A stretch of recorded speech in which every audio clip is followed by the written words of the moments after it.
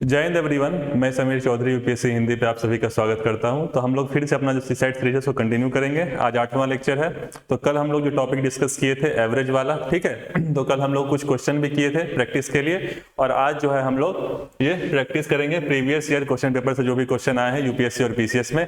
तो अगर आप ये सीरीज फॉलो कर रहे हैं, आपको अच्छा लग रहा है, तो आप लाइक कर सकते हैं, ठीक है। और जिनको भी ये सीरीज की आवश्यकता है उनको आप बता सकते हैं कि भाई ये सीसैट की एक प्रकार से फ्री निःशुल्क सीरीज चल रही है, जिसमें कि पूरा का पूरा कोर्स जो है वो कॉम्प्रिहेंसिवली फ्री कराया जाएगा, ठीक है। तो सबसे जो पहला क्वेश्चन है वो यही है कि एबीसी का औसत जो है भार 40 किलो है। तो ये क्वेश्चन जो है यूपीएससी 2022 मतलब ये जो हाल में पेपर हुआ था पिछले साल, उसमें ये क्वेश्चन पूछा गया था। तो जो पहला क्वेश्चन ये है कि एबीसी का औसत भार जो है वो 40 किलो है और बीडीई का औसत भार 42 किलो है। मान लीजिए एबीसी कोई व्यक्ति है, ठीक है, 3 व्यक्ति हैं जिनका एक प्रकार से जो एवरेज वेट है, ठीक है, वो 40 किलो है औसत भार, ठीक। और बीडीई ये दूसरे 3 लोग हैं एक प्रकार से, उसका जो औसत भार है वो 42 किलो है। एफ का भार बी के बराबर है, ठीक है। तो A B C D E F का औसत भार क्या होगा? तो सबसे पहले क्वेश्चन को जो है ध्यान से पढ़ा करिए, ठीक है। तब जो है उसमें देखिए कि भाई क्या क्या दिया हुआ है। दिया हुआ है क्या मुझे कि ए बी सी का औसत भार जो है वो 40 है, ठीक है। तो 3 चीजों का औसत भार 40 दिया हुआ है, तो उनको मैंने ऐड कर दिया, और चूंकि 3 है इन 3 से मैंने डिवाइड कर दिया, और कितना 40 दिया हुआ है तो इक्वल टू मैंने 40 कर दिया, जो कि हम लोग औसत में करते हैं, ठीक है। सिंपल सा फॉर्मूला। तो यहां पर से a प्लस बी प्लस सी की जो वैल्यू होगी क्या होगी 40 इंटू 3, ठीक है। तो 40 इंटू 3 की वैल्यू कितनी आ गई 120। तो जो पहला इंफॉर्मेशन दिया था कि भाई ए बी सी इन तीनों का जो औसत भार है वो 40 है, तो मैंने एक इक्वेशन जो है यहाँ ऐसे बना लिया, और a प्लस बी प्लस सी की जो वैल्यू होगी 120 आ गई, ठीक। अब देखिए जो नेक्स्ट मेरे को दिया है इंफॉर्मेशन, मेरे को नेक्स्ट इंफॉर्मेशन ये दिया है कि बी डी और ई, तो बी डी और ई इन तीनों का जो एक प्रकार से औसत भार है वो 42 केजी दिया हुआ है, ठीक है। तो फिर वही काम मैंने किया, b प्लस डी प्लस ई, ठीक है, इन तीनों को मैंने ऐड कर दिया और अपॉन 3 कर दिया, जो कि औसत वाला फॉर्मूला होता है, सिंपल सी बात है। इक्वल टू मैंने 42 किया, तो यहां से b प्लस डी प्लस ई की जो वैल्यू है वो 42 इंटू 3 आ गई, तो 126 आ गई, ठीक है। अब क्वेश्चन में मुझे एक और इन्फॉर्मेशन दिया है। क्वेश्चन में मुझे इन्फॉर्मेशन दिया है कि b जो है वो f के बराबर है, ठीक है। तो कुछ नहीं करना है, तो b प्लस डी प्लस ई 42 इंटू 3 126 है, तो इसमें b की वैल्यू जो है f रख दूंगा। क्वेश्चन में दिया हुआ है b और f बराबर है, ठीक है।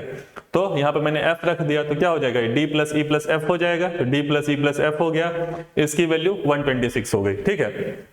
अब कुछ भी नहीं करना है, क्वेश्चन में आपसे पूछ रहा है A B C D E F, इसका औसत भार बताइए, ठीक है। तब a plus B plus C मेरे को पता है और d plus E plus F मुझे पता है। अब मुझे निकालना क्या है, मुझे निकालना है a b C D E F. Question में पूछ रहा है कि इसका औसत क्या होगा, इसका औसत भार कितना होगा। तो क्या हो जाएगा, औसत क्या होता है, सभी को ऐड कर दीजिए, तो सभी को मैंने ऐड कर दिया, ठीक है। और टोटल कितने हैं 1 2 3 4 5 6, तो टोटल 6 हैं, तो नीचे मैंने 6 लिख दिया, ठीक है।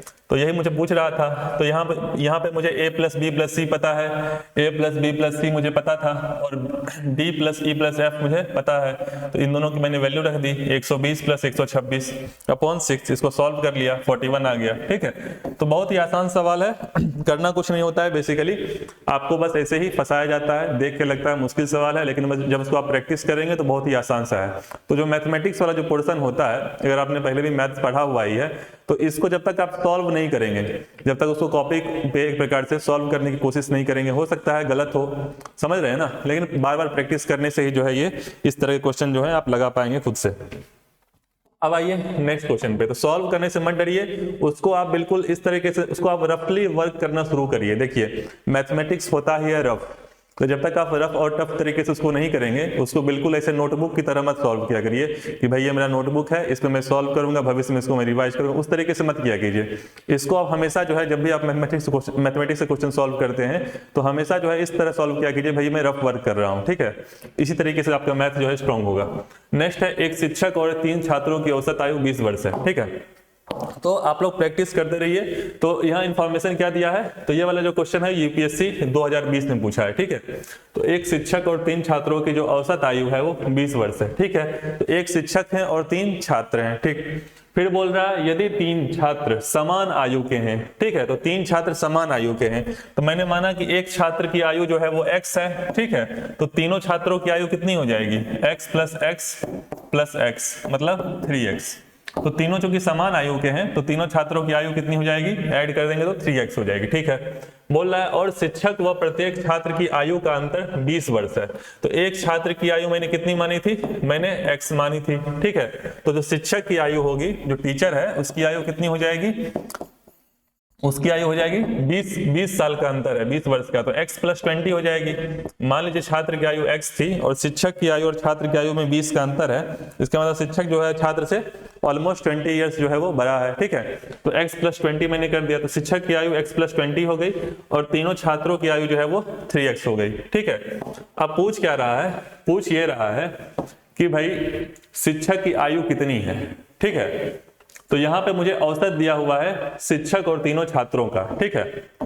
तो वही मैंने किया, छात्रों की आयु मैंने x मान ली और शिक्षक की आयु x प्लस 20 हो गई, ठीक है। तो 3 छात्रों की आयु कितनी होगी, 3x, और शिक्षक की आयु कितनी है, x प्लस 20। औसत मुझे क्या दिया हुआ है, तीनों छात्रों और शिक्षक का दिया हुआ है। तो तीनों छात्रों की आयु जो है वो कितनी होगी, x प्लस x, ठीक है। और जो शिक्षक है उसकी आयु कितनी है, x प्लस 20।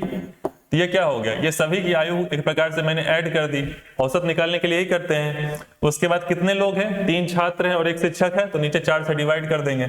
वही मैंने किया, शिक्षक प्लस 3 छात्रों की आयु अपॉन 4, ठीक।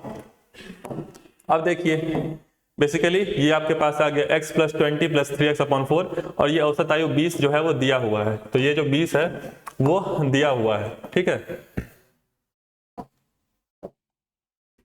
ये 20 जो है आपको दिया हुआ है, बस इसको सॉल्व कर लीजिए। 4x plus 20 equal to 4 into 20, ठीक है। तो ये कितना आ गया, 4x प्लस 20 जो है 80 के बराबर आ गया। बस इसको 20 को इस तरफ ले जाइए तो x की वैल्यू कितनी आ गई, x की वैल्यू आपकी आ गई 15, ठीक। तो आई थिंक बहुत ही आसान सा सवाल था, बस करना क्या था कि जो भी इंफॉर्मेशन दिया हुआ है बस वैसा कर दिया, ठीक। अब आइए तीसरा क्वेश्चन देखते हैं। तो तीसरा क्वेश्चन क्या है, तीसरा क्वेश्चन बोल रहा है कि एक बल्लेबाज का उसकी 50वीं पारी के बाद औसत स्कोर 46.4 है। तो बल्लेबाज है, बैट्समैन है, क्रिकेट खेलता है, ठीक है। तो बेसिकली वो कई मैच खेला हुआ है, तो ऑलमोस्ट जब उसने 50 मैच खेला, शुरुआत के जब 50 मैच उसने खेले, तो उस 50 मैच का जो रन उसने बनाए, जो भी रन उसने बनाए, उसका औसत जो है वो 46.4 है, ठीक है।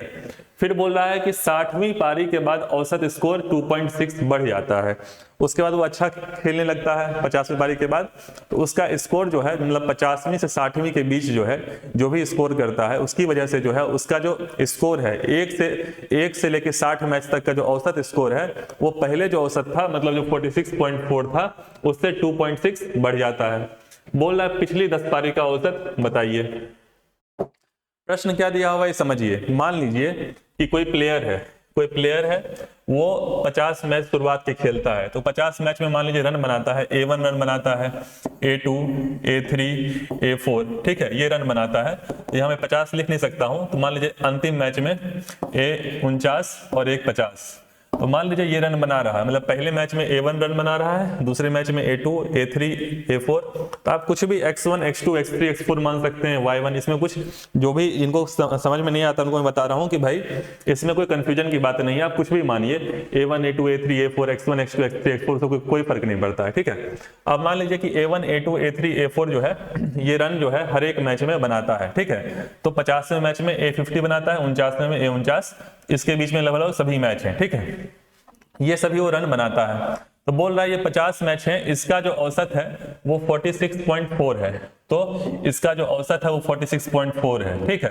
तो औसत का मतलब क्या होता है कि जितने भी रन एक प्रकार से बनाए हैं उसको आप ऐड कर दीजिए, ठीक है, और अपॉन जितने भी मैच हैं। तो कितने मैच हैं, 50 मैच हैं, तो मैंने 50 से डिवाइड कर दिया, तो बेसिकली जो है वो 46.4 है, ठीक है। वही मैंने यहाँ पे किया है कि जितने भी मैच उसने खेले हैं, ये मैं आपको समझाने के लिए कर रहा हूँ, आपको एग्जाम में जो है अगर आप समझ जाएंगे तो आप 2 स्टेप में सॉल्व कर लेंगे, ठीक है।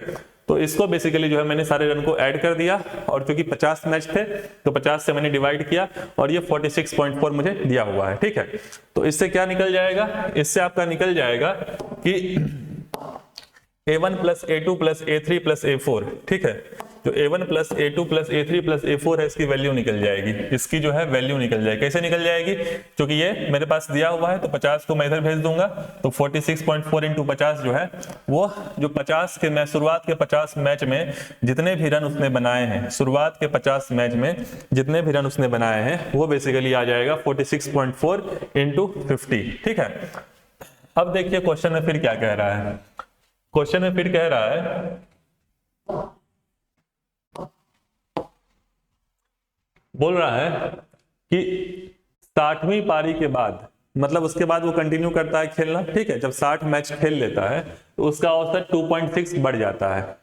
तो आप समझ रहे हैं क्या मैं कहने की, क्या क्वेश्चन कहने की कोशिश कर रहा है। क्वेश्चन कहने की ये कोशिश कर रहा है कि भाई A1 खेला, A2 खेला, अब ये A60 तक खेल रहा है। कितना खेल रहा है, A60, मतलब A59 A60, समझ लीजिए इसके बीच में जो है सारे के सारे मैच हैं, ठीक है। तो कुल मिला के अब 60 मैच खेल रहा है, ठीक। अब इसका औसत जो है, जो पुराना औसत था 46.4, उसमें से 2.4 जो है 2.6 जो है वो बढ़ जा रहा है, ठीक है। 2.6 बढ़ जा रहा है, ठीक। तो 50 का कितना था, 46.4 था, तो इसमें से जो है 2.6 बढ़ जा रहा है, ठीक। तो अब औसत जो है 60 मैच का औसत हम लोग निकालें तो क्या होगा, A1 plus A2 plus 60 match तक सभी को ऐड कर देंगे। जो 60 मैच में रन बनाए हैं, जितने भी 60 मैच में उसने रन बनाए हैं सभी को मैं ऐड कर दूंगा, और टोटल मैच कितने हो गए, टोटल मैच कितने हो गए, 60 मैच हो गए, तो मैंने 60 से डिवाइड कर दिया, ठीक है। बोल रहा है अब औसत कितना है, जो भी पुराना औसत था 50 मैच तक का, उसमें से 2.6 ऐड कर दीजिए। ऐसा क्वेश्चन बोल रहा है कि 2.6 बढ़ जाता है। तो यहां से क्या हुआ, यहां से शुरुआत के जितने भी 60 मैच हैं, टोटल 60 मैच जो शुरुआत के हैं, उसमें कितना रन बनाया, टोटल रन कितना बनाया वो निकल जाएगा। अगर इससे हमें इससे मल्टीप्लाई कर दूं तो इसकी वैल्यू जो है वो 49 आ जाएगी, ठीक है। और 49 को मैं 60 से मल्टीप्लाई कर दूं तो शुरुआत के 60 मैच में कितने रन बनाए उसने वो निकल आएगा। तो पिछले वाले क्वेश्चन से क्या निकला था कि शुरुआत के 50 मैच में उसने कितने रन बनाए, और ये दूसरे वाले से क्या निकल रहा है कि शुरुआत के 60 मैच में उसने कितने रन बनाए, ठीक है। तो शुरुआत के 50 मैच का पता है, शुरुआत के 60 मैच का पता है, ठीक है।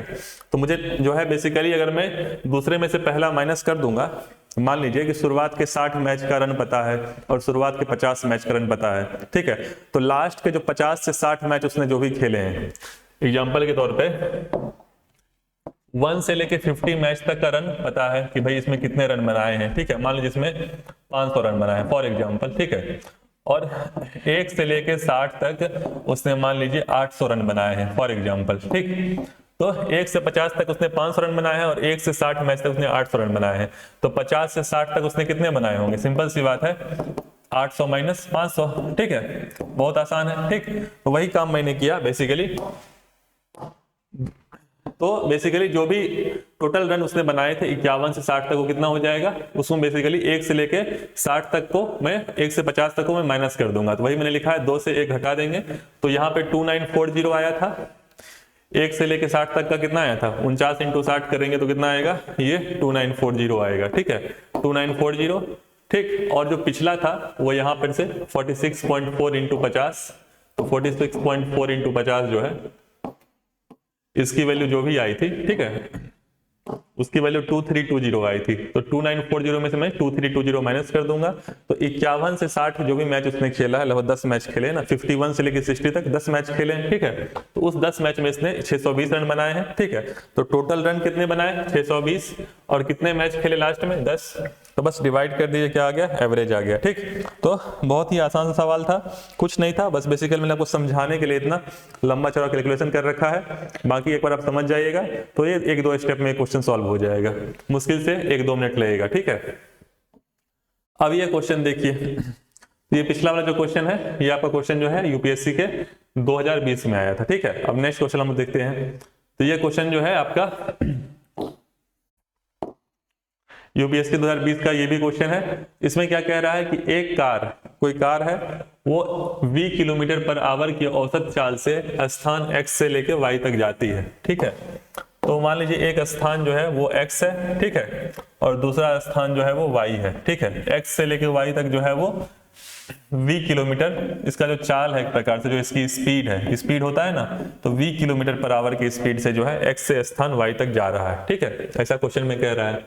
फिर बोल रहा है कि y से x तक 2v किलोमीटर पर आवर से आता है। तो x से y गया v किलोमीटर पर आवर, और y से x जो है वो कितने पे आया, 2v किलोमीटर पर आवर, ठीक है। मतलब वापस जो है इतने स्पीड से आया। फिर क्या बोल रहा है, फिर से x से y तक 3v किलोमीटर पर जाता है, मतलब फिर से जो है ये x से y जाता है 3v किलोमीटर पर आवर, ठीक है। और फिर से वापस जो है y से x जो है वो फिर से वापस आता है 4v किलोमीटर पर आवर। तो क्वेश्चन में क्या कह रहा है, क्वेश्चन में कह रहा है कि भाई एक कार है, ठीक है, एक कार है, मान लीजिए ये कार है, ठीक है। ये कार जो है, ड्राइंग अच्छी नहीं है, तो ये कार जो है बेसिकली ये x से लेके y जा रहा है v किलोमीटर पर आवर, ठीक है, और y से जो x है वो आ रहा है 2v किलोमीटर पर आवर, ठीक। और फिर से फर्दर जो है ये x से y जा रहा है 3v किलोमीटर पर आवर, मतलब ये चाल बता रही है। तीन चीजें होती है ना, एक दूरी होती है, एक समय होता है, चाल होता है, ठीक है, और एक बेसिक फॉर्मूला होता है जो आपको पता होना चाहिए कि दूरी इक्वल टू कितना होता है, चाल गुने समय, ठीक है। और इंग्लिश में कहें तो distance equal to speed into time, ठीक है, distance equal to speed into time, ठीक। तो बेसिकली इसमें बताया है कि भाई कोई प्लेस, कोई स्थान x है और कोई स्थान y है। तो एक कार है, वो यहाँ से यहाँ v किलोमीटर पर आवर, मतलब इतनी स्पीड से जा रहा है, वापस 2v स्पीड से आ रहा है, फर्दर 3v स्पीड से x से y जा रहा है, फिर से 4v से आ रहा है। तो बोल रहा है कि जो पूरी की पूरी जर्नी है, मतलब एक बार गया फिर आया, फिर एक बार गया फिर आया, तो इस पूरी की पूरी जर्नी में उसका औसत चाल कितना है, मतलब जो भी उसका चाल रहा होगा, जो भी उसका स्पीड रहा होगा, उसका एवरेज पूछ रहा है, ठीक है। तो बहुत ही आसान सा सवाल है ये, ठीक, कोई मुश्किल नहीं है। तो हम लोग देखते हैं बेसिकली है क्या।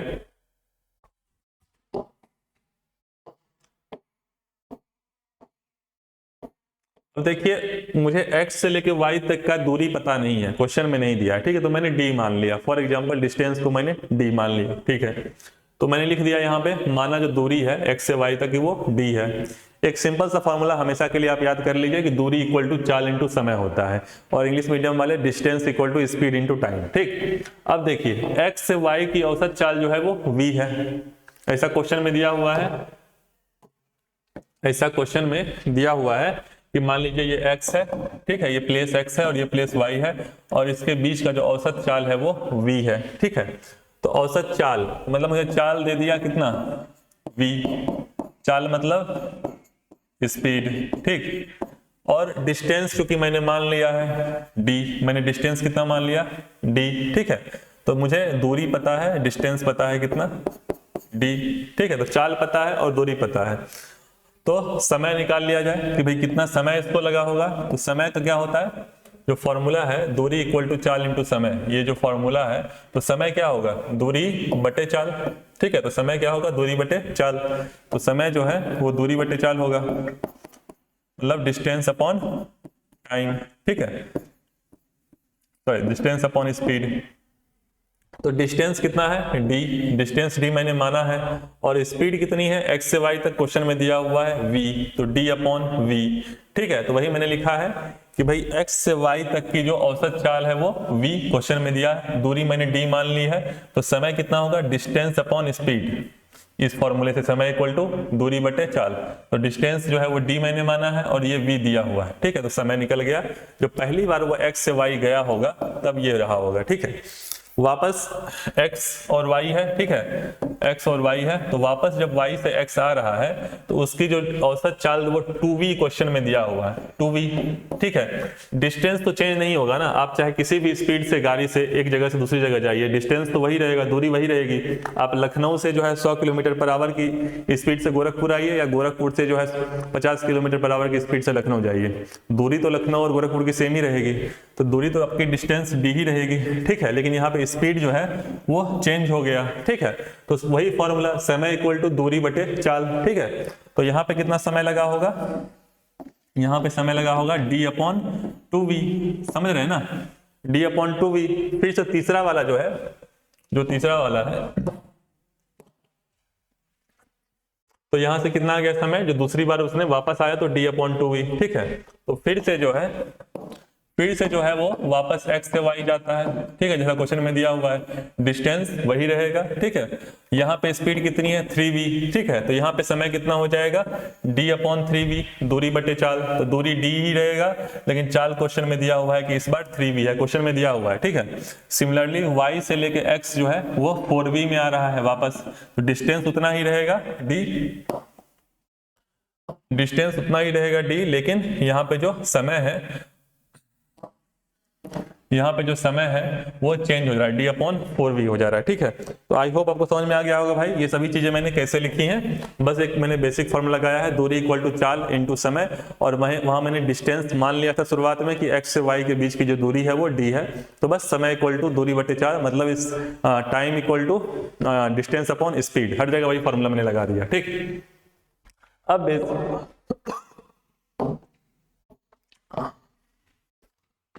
अब बेसिकली संपूर्ण यात्रा का औसत चाल पूछ रहा है, ठीक है, कि भाई वो बंदा जो है वो x से लेके y तक गया, ठीक है, एक बार गया x से लेके y तक, फिर दूसरी बार जो है वो y से लेके x तक आया, 1 2 हो गया, फिर क्या है तीसरी बार जो है वो x से लेके y तक गया, और फिर चौथी बार जो है वो y से लेके x तक आ गया, ठीक है।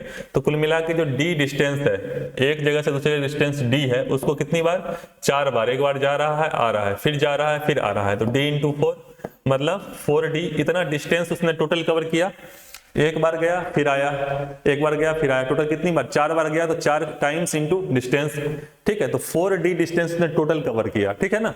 तो अगर हम औसत चाल निकालना चाहते हैं, फॉर एग्जांपल अगर हम औसत चाल निकालना चाहते हैं तो क्या हुआ, संपूर्ण यात्रा का औसत चाल मुझे निकालना है, तो मैंने क्या किया, कुल दूरी, तो कुल दूरी अपॉन कुल समय, ठीक है।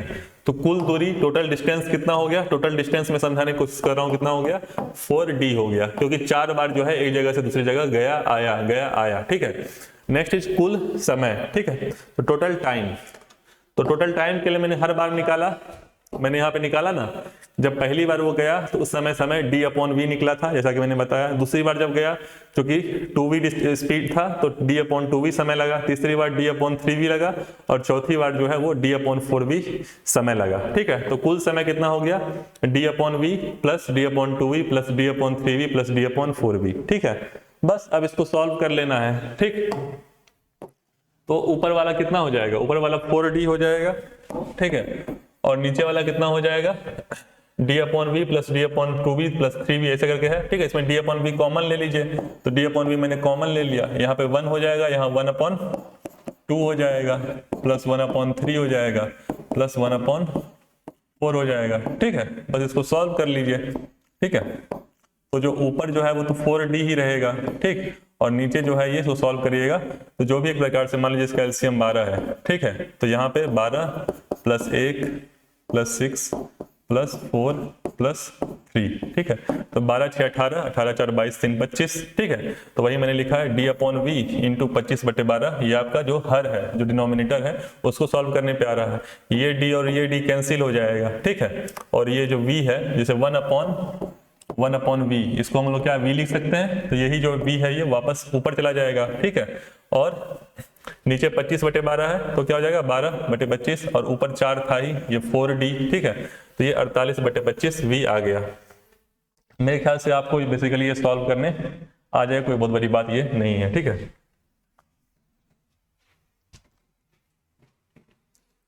अब देखिए क्वेश्चन में पूछ रहा है कि जो एवरेज स्पीड है, ये क्या मैंने निकाला, ये हम लोगों ने संपूर्ण यात्रा का औसत चाल निकाला, ठीक है, क्योंकि हर बार जब जा रहा था उसकी स्पीड अलग थी। अब हम औसत चाल, एवरेज स्पीड उसकी निकाल रहे हैं, तो एवरेज स्पीड जो है कितना है 48/25 v, तो ये कितना आ गया 1.92 v, ठीक है। और यूपीएससी ने ऑप्शन में क्या क्या दिया था, ऑप्शन में दिया था कि भाई उसकी एवरेज स्पीड जो है वो v km/h से कम है, नहीं। क्यों कम नहीं है, क्योंकि जो स्पीड आ रही है कितनी आ रही है 9 to v, ये आ रही है ना, तो कितना है, ये v और 2v के बीच में है, ठीक है। तो बेसिकली ये बी ऑप्शन जो है वो सही हो जाता। तो ये जो है आपका यूपीएससी क्वेश्चन पूछा था 2020 में। नेक्स्ट क्वेश्चन हम लोग करते हैं, एक कक्षा में 3 समूह ए, बी और सी हैं। यदि समूह ए से एक विद्यार्थी और समूह बी से 2 विद्यार्थी को समूह सी में स्थानांतरित किया जाता है तो कक्षा के विद्यार्थियों का औसत भार क्या होगा, ठीक है। तो बहुत ही आसान सा सवाल है, कुछ नहीं है इसमें, ठीक है। बस देखने में लग रहा है भाई पता नहीं क्या पूछ दिया है, और इतना आसान सा क्वेश्चन है कि अगर जिसको ये क्वेश्चन समझ में आ जाएगा तो मुश्किल से 2 सेकंड या 3 सेकंड लेंगे, बस इतना ही समय लगेगा, 2 या 4 सेकंड के अंदर जो है क्वेश्चन हो जाएगा, ठीक है। कैसे हो जाएगा, बोल रहा है कक्षा है, तो मान लीजिए कोई कक्षा मतलब जो इंग्लिश मीडियम वाले हैं क्लासरूम, ठीक है, तो हिंदी में कक्षा कहते हैं, ठीक। तो बेसिकली जो एक क्लासरूम है, तो एक क्लासरूम है, इस क्लासरूम में जो है बेसिकली 3 समूह में विद्यार्थी हैं, मतलब 3 ग्रुप हैं, एक क्लास है, जैसे कि ये क्लास है, इसमें 3 ग्रुप में है। मान लीजिए एक ग्रुप में, फॉर एग्जांपल मैं समझा रहा हूँ, एक ग्रुप में मान लीजिए 5 बच्चे हैं, एक ग्रुप में मान लीजिए 10 बच्चे हैं, और एक ग्रुप में मान लीजिए 4 बच्चे हैं, ठीक है। तो टीचर ने देखा क्या, तो 3 ग्रुप हैं ए बी सी, मैंने मान लिया एक में 5 है, एक 10 है, एक 4, मैं सब आपको समझाने के लिए कर रहा हूँ, ठीक है। और बेसिकली बोल रहा है इस 10 में से जो है एक समूह से दूसरे समूह में ट्रांसफर कर रहे हैं, ठीक है। इस 10 में से जो है मैं कुछ बच्चे, मान लीजिए 2 बच्चे मैं इधर भेज देता हूं, तो ये क्या हो जाएगा, 2 बच्चे भेजूंगा तो 4 की जगह पे 6 हो जाएगा, और ये 10 की जगह पे क्या हो जाएगा, 8 हो जाएगा, ठीक है। तो 10 में से मैंने 2 भेज दिया तो वहां पे 8 हो जाएगा, यहाँ पे 6 हो जाएगा, ठीक है। तो यही है, ए से एक विद्यार्थी को भेज देते हैं और समूह बी से 2 विद्यार्थी को, ठीक है। तो मान लीजिए समूह बी ये था, इस समय 2 इस पे भेज दिया, ठीक है। और ए से एक विद्यार्थी और समूह बी के 2 विद्यार्थी को सी में भेज देते हैं। अब ए से मैंने 1 भेजना है, तो यह 5 की जगह पे 4 हो जाएगा और 6 की जगह पे 7 हो जाएगा, ठीक है। अब पूछ रहा है कि भाई पूरी कक्षा के विद्यार्थियों का, पूरी क्लासरूम में जितने भी स्टूडेंट हैं उनका औसत भार क्या होगा। पूरे क्लासरूम में जितने भी स्टूडेंट हैं टोटल, मान लीजिए कि इसमें से 10, चलिए तो ठीक समझाते हैं। मान लीजिए ए समूह है, बी समूह है, सी समूह है, ठीक है। सब ए समूह मान लीजिए 10 बच्चे हैं, बी में मान लीजिए 8 हैं, सी में 5 हैं, ठीक है। बोल रहा है कि यदि समूह ए से एक विद्यार्थी और समूह बी से 2 विद्यार्थी, तो समूह ए से 10 में से 1 माइनस हो जाएगा, ठीक है। और समूह बी में से जो है 2 विद्यार्थी, मतलब 2 माइनस हो जाएगा। और समूह सी में जो है चूंकि 1 यहाँ से आ रहे हैं, 2 यहाँ से आ रहे हैं, तो कितना जाएगा, 3 हो जाएगा, ठीक है। तो पहले कितने बच्चे थे, पहले मान लीजिए कि 10, 8, 18, 5, 23, पहले 23 बच्चे थे। बाद में कितने बच्चे हो जाएंगे, 10 में से 1 माइनस कर दीजिए, 9,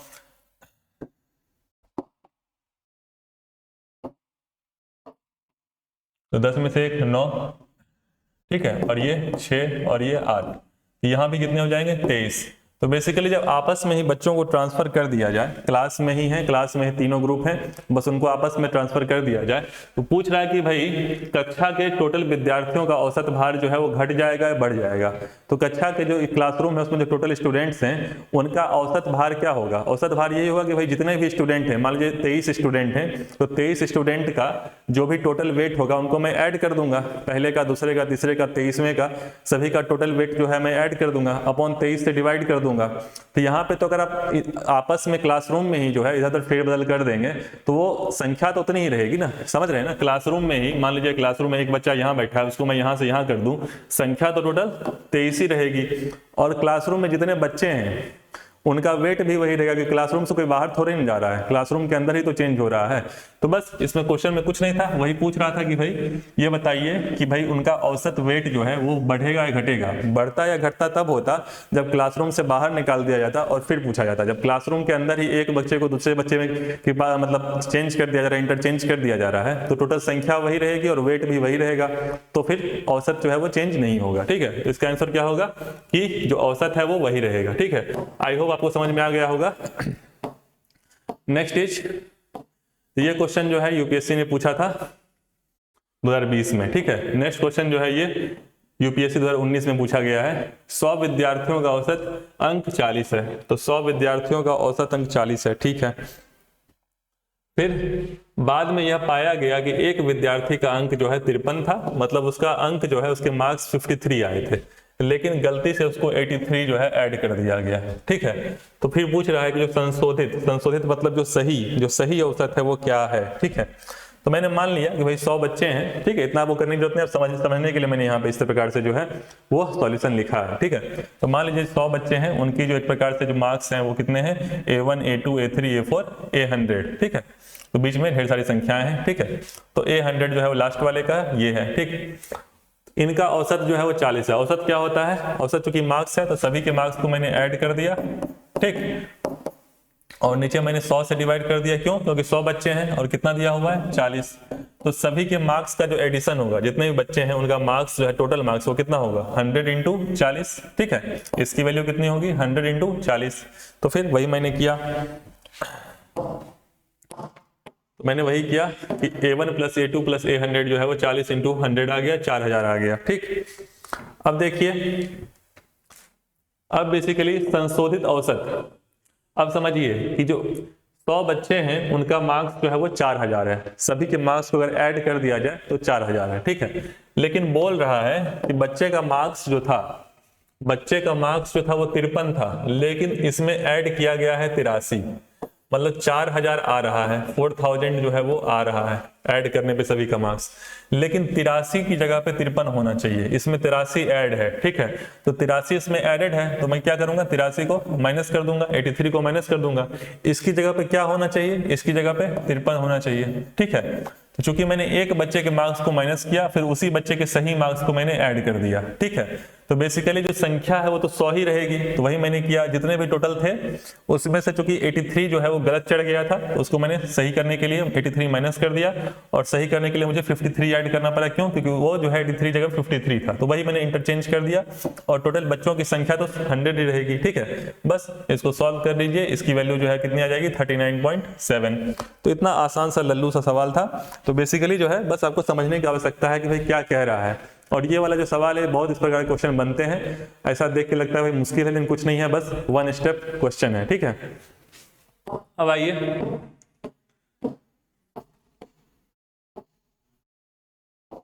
ये भी यूपीएससी 2019 से क्वेश्चन है कि किसी परिवार में 2 बच्चे हैं, ठीक है, और उनके माता पिता हैं, ठीक है।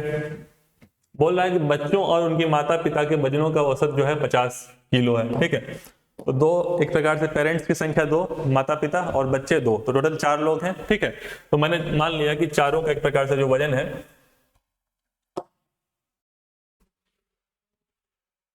तो 4 लोग हैं, माता पिता और दोनों बच्चे। तो पिता का मान लीजिए A है, माता का मान लीजिए B है, और जो 2 बच्चे हैं उनका C और D है, ठीक है। ये मान लीजिए उनका वजन है, ठीक। सिंपल सी बात, 4 लोगों का वजन जो है वो मैंने मान लिया, दिया हुआ नहीं है।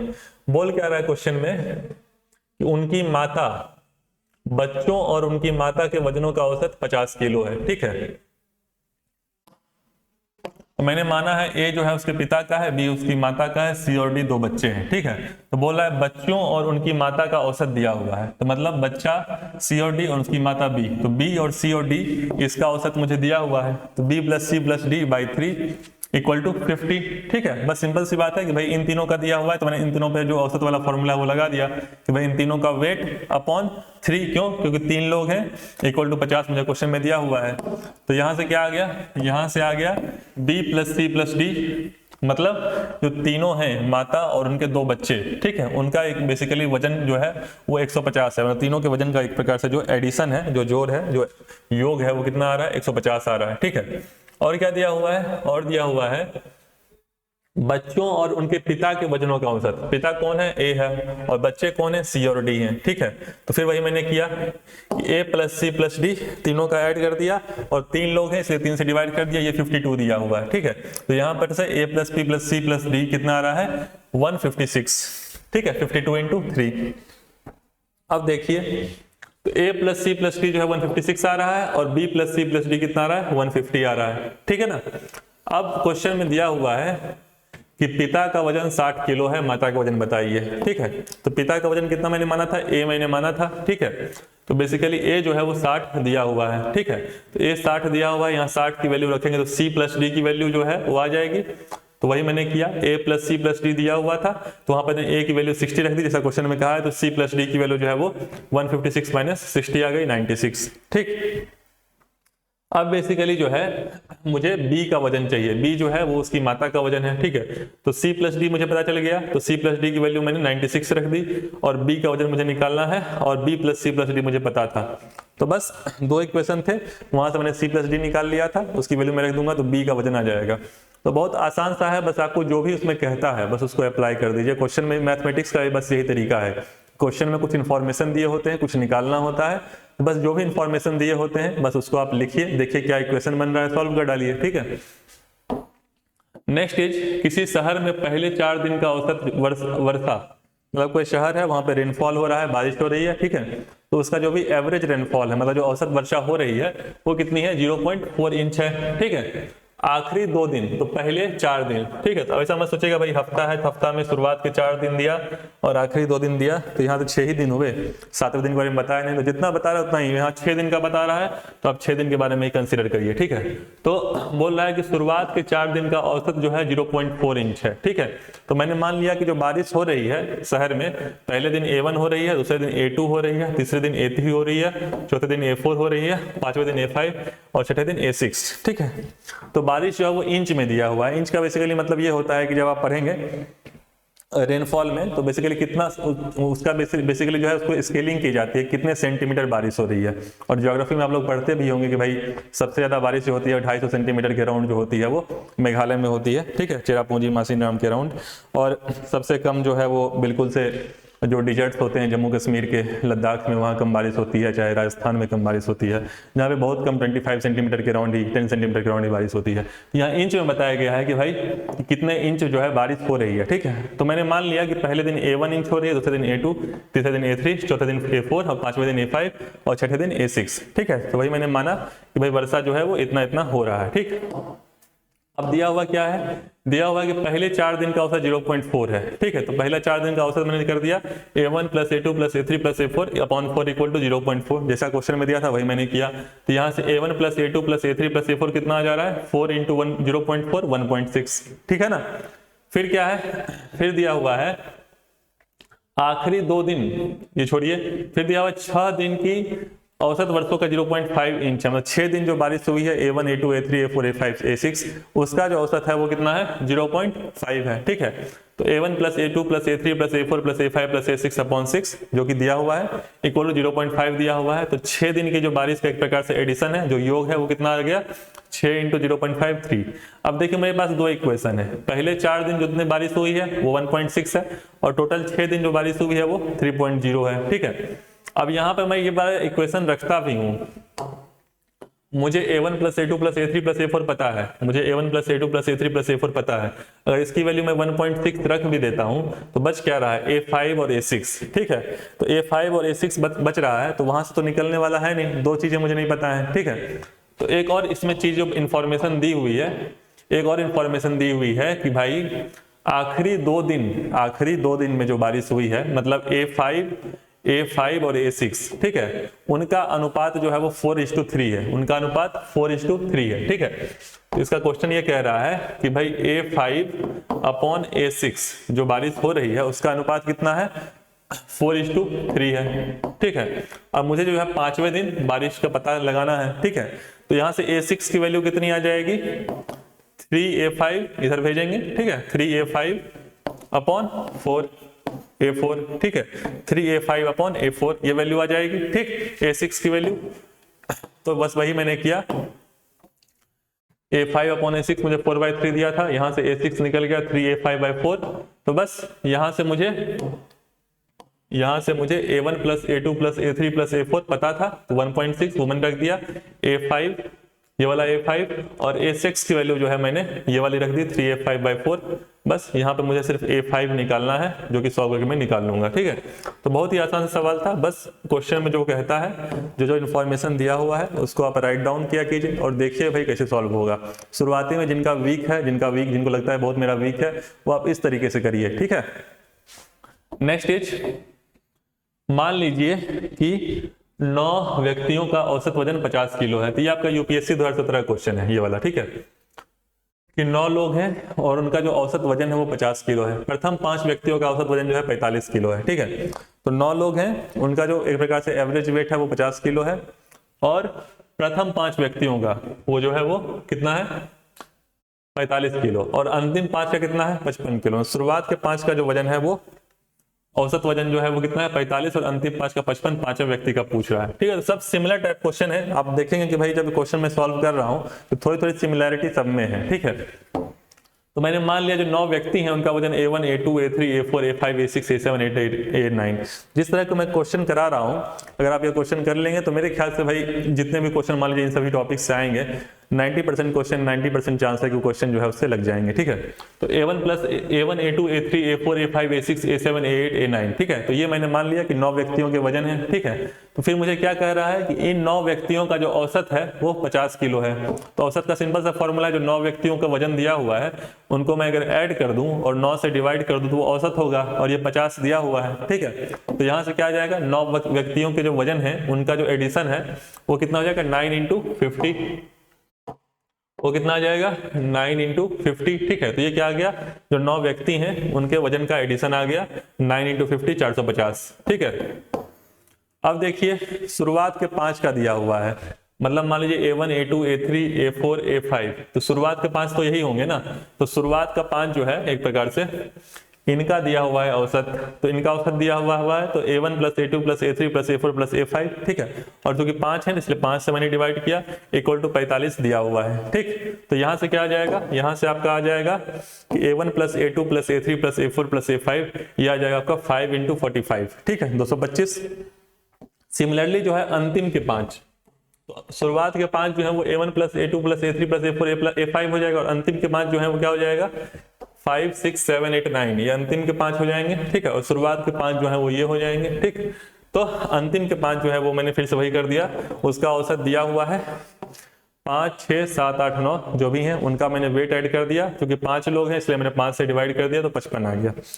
अब देखिए जो ये वाला इक्वेशन है इसमें A1 से लेके A5 तक का मुझे पता है, और जो ये वाला इक्वेशन है यहाँ मुझे A5 से लेके A9 तक का पता है। ठीक है, और मुझे निकालना किसका है, मुझे निकालना है 5वें वाले का, A5 मुझे निकालना है। ठीक है, तो कुछ नहीं करना है, बेसिकली कुछ नहीं करना है आपको। जो ये 2 इक्वेशन है, ये वाला तीसरा और ये वाला दूसरा, ठीक है, इन दोनों को अगर आप ऐड कर देते हैं, इन दोनों को आप ऐड कर देते हैं तो यहाँ पे A1 plus A2 plus A3 plus A4 plus A5 है, और यहाँ A5 से शुरुआत है, तो इन दोनों को आप ऐड करेंगे तो बस A5 2 बार आएगा।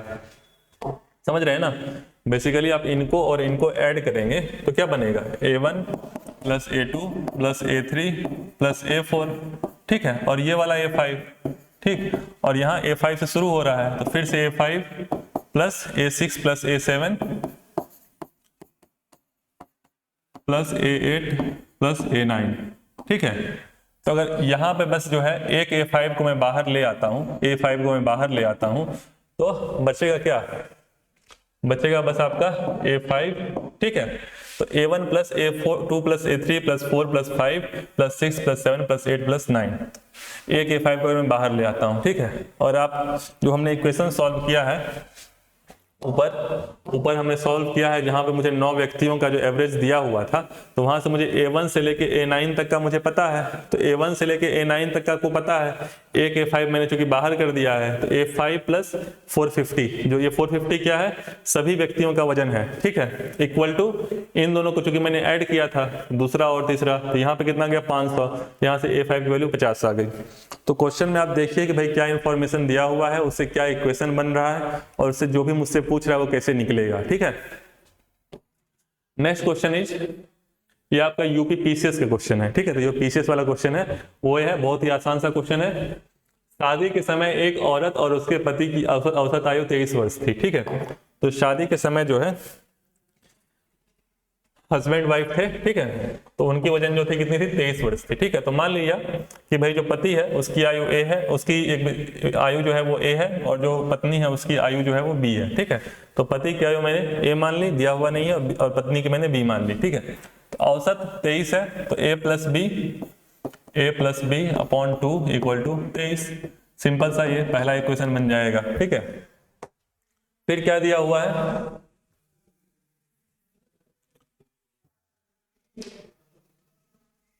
फिर दिया हुआ है दूसरी बात कि भाई 5 वर्ष बाद, तो 5 वर्ष बाद मैंने शुरुआत में 5 साल पहले जो ए और बी माना था शादी के समय, तो ये शादी के समय मैंने ए और बी माना था, तो अब बोला है 5 साल बाद, तो अब आयु कितनी हो जाएगी, अब हो जाएगी शादी के समय ए और बी था, अब 5 साल बाद की बात चल रही है तो a+5 हो जाएगी और पत्नी की कितनी हो जाएगी b+5, ठीक है।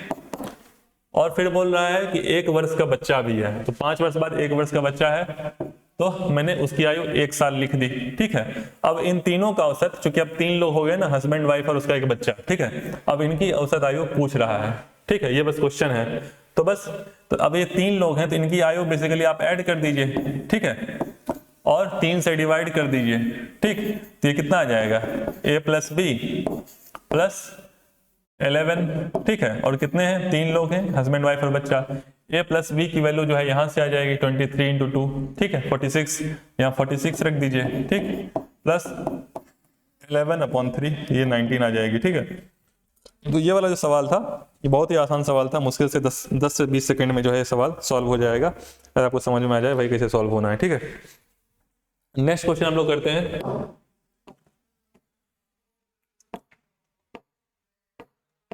ये आपका यूके पीसीएस का क्वेश्चन है। यूके से मतलब यूनाइटेड किंगडम नहीं, उत्तराखंड, ठीक है। तो 10 संख्याओं का औसत जो है वो 15 प्राप्त किया जाता है, तो मैंने 10 संख्याएं हैं, ठीक है, मैंने मान लिया कि a1 a2 a3 a4, ठीक है, और a10, ठीक, तो इनका औसत जो है वो कितना है, वो 15 है, तो मैंने सभी को ऐड कर दिया और 10 से डिवाइड कर दिया, तो कितना है, ये 15 है, दिया हुआ है। फिर बोल रहा है बाद में पता चलता है कि औसत निकालते समय 36 को मैंने 26 लिख दिया था, 36 को मैंने क्या लिख दिया था, 26 लिख दिया था, ठीक है। तो 10 संख्याओं का औसत दिया हुआ था, मैंने फॉर्मूला लगाया तो ये आ गया, तो यहाँ पे 10 संख्याओं का एडिशन जो है वो कितना आ जाएगा, a1 + a2 + a3 + a10 जो है कितना आ जाएगा, 10 × 50, मतलब ये आ जाएगा 150। तो 10 संख्याओं का एडिशन कितना आ गया, 150। ये सिमिलर क्वेश्चन है, हमने ऐसा क्वेश्चन किया था जिसमें एक बच्चे का मार्क्स जो है वो गलत ऐड कर लिया गया था, ठीक है। तो फिर क्या पूछ रहा है कि भाई 36 को गलती से 26 लिख दिया था, ठीक है। तो अब यहाँ पे जो है a1 + a2 + a3 जो है ये कितना आ गया,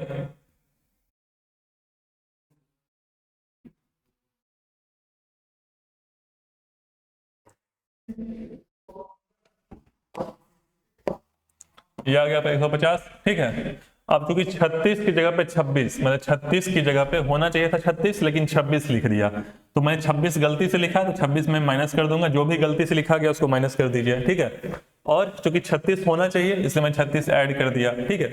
अभी भी कितनी 10 संख्याएं ही हैं, एक प्रकार से अभी भी 10 संख्याएं ही हैं, तो मैं 10 से डिवाइड कर दिया, बस 16 आ गया औसत।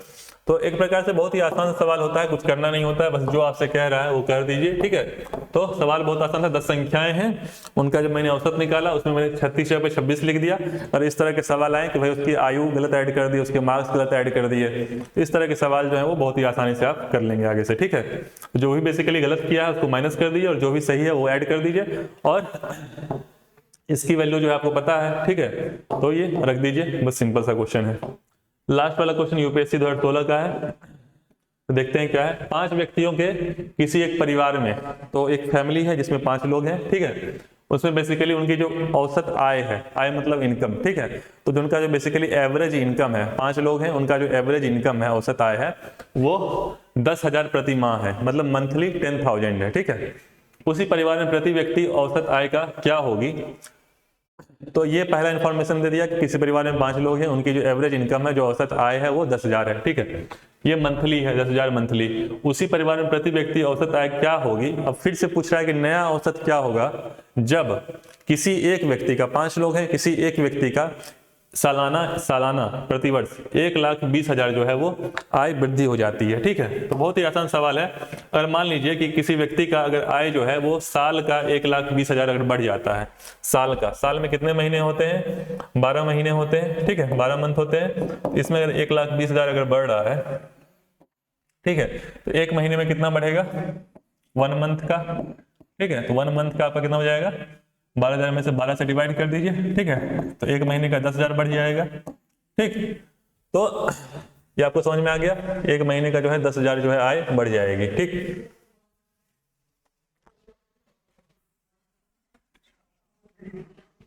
अब मान लीजिए कि क्वेश्चन में दिया हुआ है कि 5 व्यक्तियों की जो है वो आय दी हुई है, ठीक है, उसकी औसत आय जो है वो 10,000 दी है। तो मैंने जो 5 व्यक्ति हैं उनका मैंने मान लिया कि भाई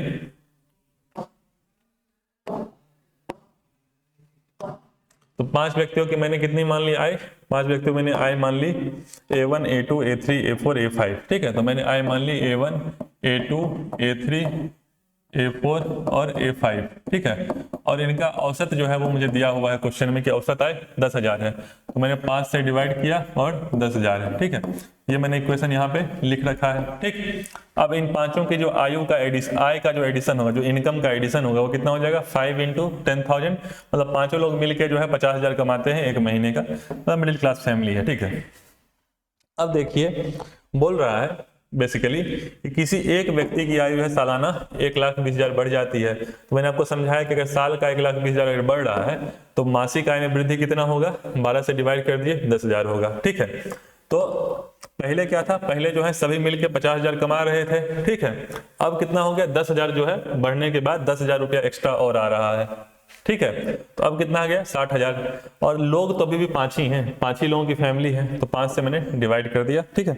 तो अब कितना हो गया, एवरेज आय हो गया 12,000, ठीक। तो बहुत ही आसान सा सवाल था ये।